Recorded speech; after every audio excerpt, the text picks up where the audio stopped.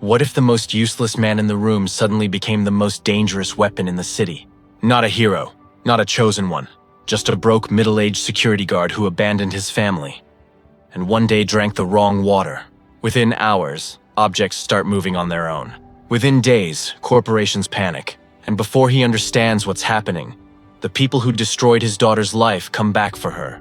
This isn't a superhero story. It's about guilt, power, and what happens when a man who ran away his whole life is finally forced to stand his ground. Our story begins with a simple television advertisement. It features a young woman named Rumi, who runs a small popular fried chicken restaurant with her mother. Life is not easy for Rumi. At an age when she should be out enjoying life with friends or studying, she carries the heavy responsibility of helping her mother keep their family business alive. In an interview, her mother explains that Rumi's father abandoned them when Rumi was just a child. He left, and they never heard from him again. Rumi has essentially helped run the household ever since. While she now takes pride in their restaurant's success, a dark cloud hangs over their future. Their entire neighborhood sits on a piece of land that has caught the eye of a powerful construction conglomerate called Tyson. The company wants to clear out all the small shops and homes to build a massive shopping mall for Chinese tourists. They will stop at nothing to force the residents out. One night, they make their move. Tyson sends a gang of brutal thugs to Rumi's restaurant to intimidate them and destroy the place. The thugs attack the restaurant, but Rumi's mother hears the commotion and rushes to her daughter's aid. Seeing her daughter in danger, the mother bravely tries to fight off the attackers. But the thugs are too strong and too cruel. They grab her and violently shove her out of the shop. She stumbles and falls, hitting her head hard on the pavement. Just like that, Rumi's mother is gone. Rumi is left completely alone, screaming over her mother's body. Meanwhile, in a completely unrelated event high above Earth, something strange is happening. A mysterious meteoroid streaks through the atmosphere and crashes into a secluded, forested mountain spring. From the crater, an otherworldly substance seeps out and dissolves into the spring's water, changing its properties forever. The next morning, a man named Psychokinesis stops at this very spring. He is tired and thirsty after a hike. Without a second thought, he cups his hands, drinks the strange water, and continues on his way. Psychokinesis is a middle-aged, lazy security guard at a local bank. He is the kind of man who is always late, always looking for the easiest way out of work, and isn't above stealing small supplies from his job. He even encourages his more diligent female co-worker to do the same, claiming no one will notice. That day, his co-worker gets caught trying to steal. Instead of helping her or taking responsibility, Psychokinesis does what he does best. He runs away. He leaves her to face the consequences alone. Shaken, he stops at a roadside stall to drink soju and forget his troubles. But as he drinks, a sudden sharp pain erupts in his stomach. He clutches his middle, confused. And then something impossible happens. All the chairs and tables around him begin to tremble and lift off the ground. A powerful, unseen force shoves them aside. The stall owner, terrified, chases him away. Psychokinesis has no idea what just happened. He thinks he might be sick or going crazy. He stumbles home, unaware that the water he drank has just awakened a dormant, extraordinary power within him. The power of psychokinesis. Back at home, still confused by the floating furniture, Psychokinesis tries to settle his nerves. He decides to have a cigarette. He lies down, but his lighter is on the floor a few feet away. True to his lazy nature, he doesn't want to get up. He just stares at the lighter and absent-mindedly reaches his hand out toward it, as if wishing it would come to him. To his absolute shock, it does. The lighter lifts off the floor, floats through the air, and lands softly in his open palm. Psychokinesis stares at it, stunned. He tells himself it must be a trick of the light or his imagination. But the truth is, the meteor-tainted water he drank has unlocked the power of psychokinesis in him. The ability to move objects with his mind. He is completely unaware of the incredible ability now simmering inside him. His personal shock is quickly overshadowed by a real-world tragedy. He receives a phone call informing him that his ex-wife has died. The news hits him like a physical blow. The woman he left a decade ago is gone, and with her death comes the crushing reminder of the daughter he also abandoned, Rumi, the very same young woman from the fried chicken restaurant advertisement.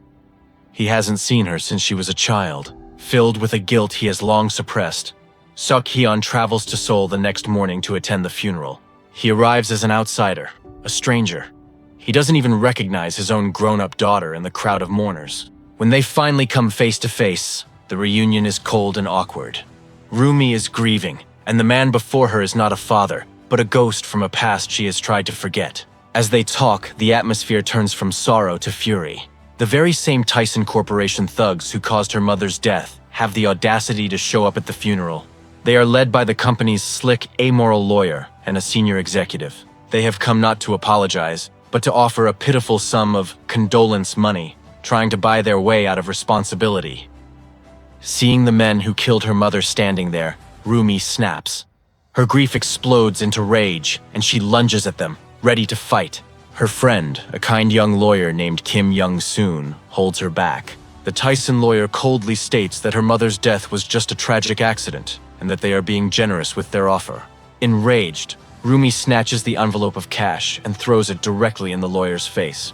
She vows to see him in court. After this confrontation, the Tyson executive and his lawyer survey the damage they have caused. They visit the demolished remains of Rumi's chicken restaurant. The executive explains to his lawyer that Tyson will clear this entire neighborhood, no matter what it takes. 𝗟𝗓𝗄𝗯 watches all of this from a distance. A storm of emotions builds inside him. Guilt for abandoning his family, sorrow for his ex-wife's death, and a white-hot anger at the powerful men who have destroyed his daughter's life, and now treat her with such contempt. As he walks away, seething with this helpless fury, he swings his arm through the air in a frustrated gesture. And something extraordinary happens again. As his arm swings, a pile of nearby debris, broken wood and metal, suddenly lifts off the ground and is hurled through the air, crashing in the direction of his swing. 𝗟𝗓𝗄𝗯 stops dead in his tracks. He looks at his hand, then at the scattered debris. This is not a coincidence. The strange power he experienced earlier is real, and it is tied to his emotions. For the first time, a flicker of understanding cuts through his confusion. He has no idea how or why, but he just moved objects with his mind. A wild thought enters his mind. What if he has somehow gained a superpower? He rushes back to his own home, his heart pounding with a mix of fear and excitement. Alone in his apartment, he decides to test it. He concentrates, and to his growing amazement, the objects begin to tremble, then lift, and finally float around the room at his command. A huge, goofy grin spreads across his face. The initial shock turns into pure, childlike delight. He is like a kid with the world's greatest toy. He is a security guard with no prospects, and suddenly he can move things with his mind. His first practical thought is not about saving the world or helping his daughter. It is about money. He realizes he could be a world-famous magician. He asks a fellow security guard at the bank how much magicians make. His co-worker tells him about a high-end club nearby where a famous mentalist performs a levitation act and makes a fortune. 𝗟𝗓𝗄𝗯 gets the address. The very next day, full of confidence, he auditions for the club owner. With a dramatic flourish, he uses his newfound psychokinesis to send an ashtray levitating through the club's private room. It is not a trick. It is genuine, effortless, and utterly astonishing. The club owner is immediately impressed and hires him on the spot for a huge sum of money. Flushed with success and finally feeling like he can provide, 𝗟𝗓𝗄𝗯 goes straight to Rumi's neighborhood. He finds her amidst the ruins of her community and proudly announces his new job as a magician. He tells her he is going to make 𝗟𝗟𝗋𝗋. He declares that she no longer needs to live in this dangerous place or fight a losing battle. He says she can leave all this behind, come live with him, and even go to college like she always wanted. Rumi stares at him in disbelief. To prove it, 𝗟𝗓𝗄𝗯 eagerly shows off his powers.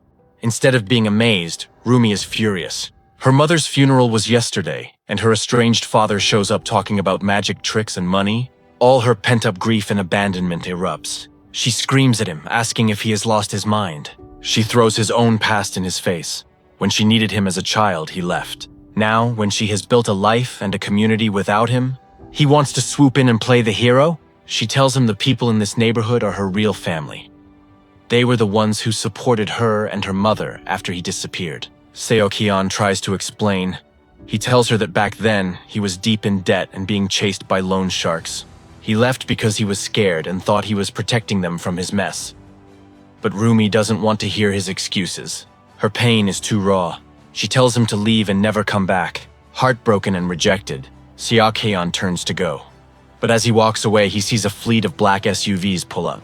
It is the Tyson thugs, led by the vicious manager Kim Min, They have returned to the neighborhood to escalate their terror campaign, intending to beat the remaining residents into submission.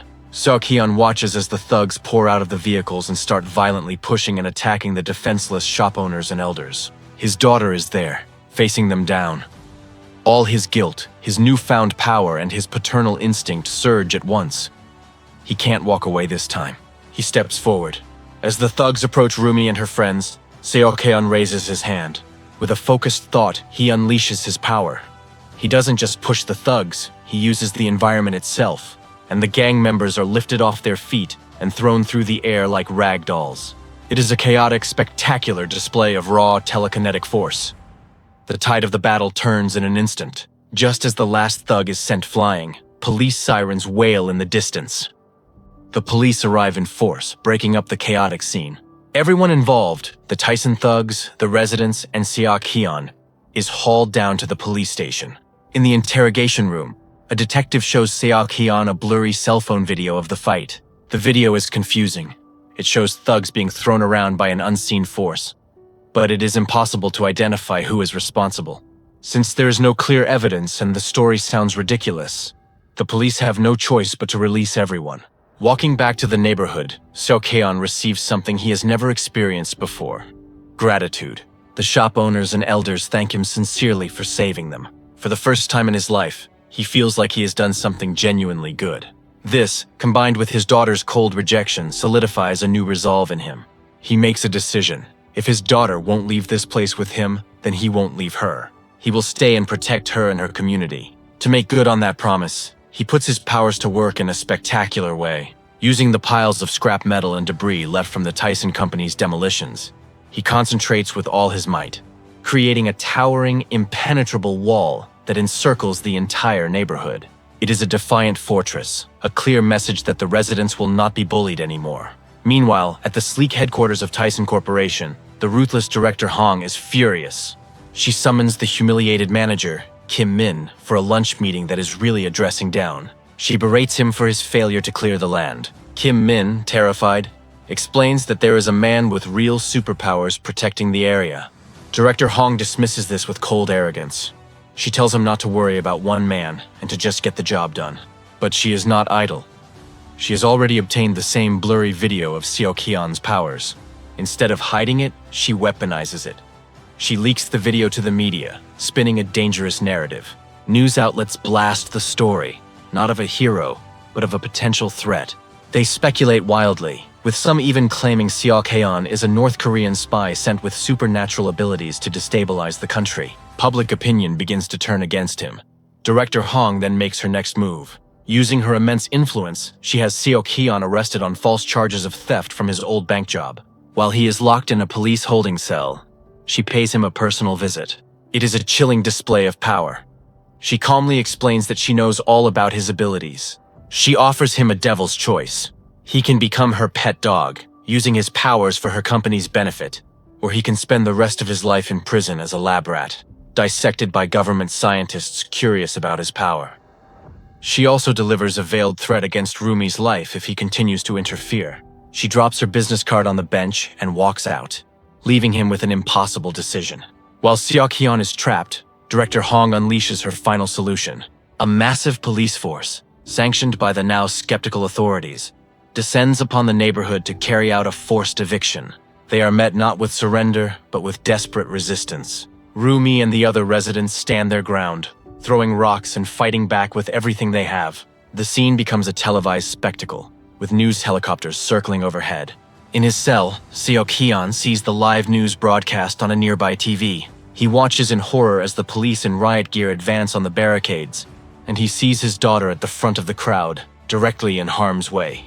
All of Director Hong's threats vanish from his mind. He failed to protect his family once before by running away. He will not make that mistake again. With a surge of desperate power, he focuses on the handcuffs binding him. The metal groans, then snaps apart. He then unleashes his telekinesis within the police station itself, blowing open cell doors and creating chaos as a distraction. In the pandemonium, he escapes. He remembers the sensation of lifting objects and has a wild idea. If he can lift other things, can he lift himself? He tries to fly. His first attempts are clumsy and painful, sending him crashing into walls and tumbling to the ground. But he doesn't give up. He focuses, practices, and finally, he staggers into the air, then soars unsteadily above the city lights, racing against time to reach the neighborhood. After a few wobbly, crash-filled attempts, 𝗟𝗃𝗯𝘀𝗰𝗿 finally masters the art of flight. He soars unstably but determinedly over the city skyline. Below, the situation has reached its peak. 𝗍𝗵𝗿𝗄𝗃 and the last of the resisting residents have retreated to the roof of a building, a final stand against the advancing police in full riot gear. The police use a daring and brutal tactic. They pack themselves into a massive metal shipping container and have a construction crane lift it directly onto the roof, swarming out to arrest everyone. Just as it seems hopeless, 𝗟𝗃𝗯𝘀𝗰𝗿𝗄𝗃 plummets from the sky, landing clumsily but dramatically on the rooftop. He immediately uses his powers to protect the residents, telekinetically shoving the police back and creating a barrier. But this only redirects their anger. All the police now focus their attention entirely on him. A chaotic battle ensues. 𝗟𝗃𝗯𝘀𝗃, fueled by adrenaline and desperation, uses his psychokinesis to deflect tear gas canisters, disarm officers, and swing construction equipment to keep them at bay. For a moment, it seems he might hold them off.